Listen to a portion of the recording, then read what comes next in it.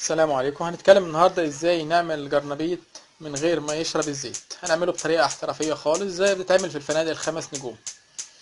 زي ما حضرتك شايفين كده، دي الجرنبيطه جايبينها من السوق، تمام، زي ما هي كده، تمام. بنقطعها، تمام، بنقطعها تمام، وبعد كده نعمل ايه؟ بنقطعها اجزاء زي ما حضرتك شايفين كده، وبعدين نسلقها في ميه مغليه. خليكم معايا ثانيه واحده. تمام، بنجيب ميه مغليه زي كده، تمام، وبنحط فيه الجرنبيط لمده كام دقيقه؟ كام دقيقه؟ لمدة 5 دقايق مع الشيف. هنحط الجرنبيط كده لمدة 5 دقايق ونسيبه على المية المغلية، تمام، بحيث ان هو ايه، يبقى طري وكويس جدا، تمام. ونرفع كده على طول، نصفيه من المية. اهم حاجة لازم تكون المية مغلية عشان يطلع الجرنبيط كويس جدا. خليكم معايا حضراتكم. تمام.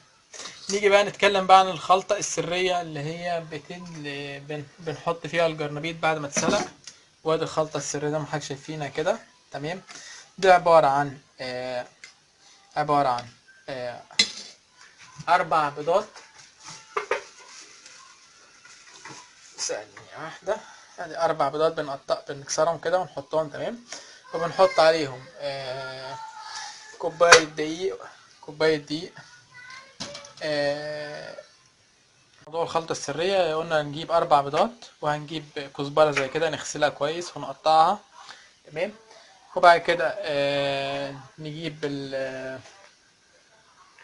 هنجيب كوبايتين دقيق، تمام، صغيرين، نحطهم، تمام، على البيض، على شوية بهارات وفلفل وشطة وشوية بهارات كده زي ما حضرتك بتحبه بالظبط، تمام. ونحط فيها القرنبيط كده وايه، ونقلبه.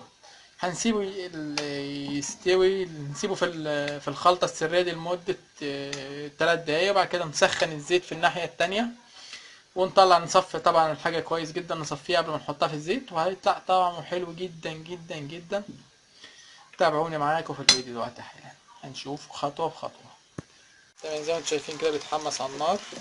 زي ما انتم شايفينه كده هيطلع زي جرنبيط خفيف جدا، بدون يعني ما تحس بطعم الزيت خالص فيه. وبنقول لكم بالهنا والشفا.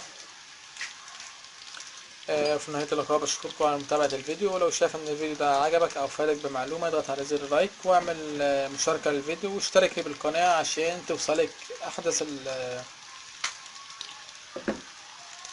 عشان توصلك احدث الفيديوهات عن الطبخ وفن الطهي. وشكرا لحضراتكم.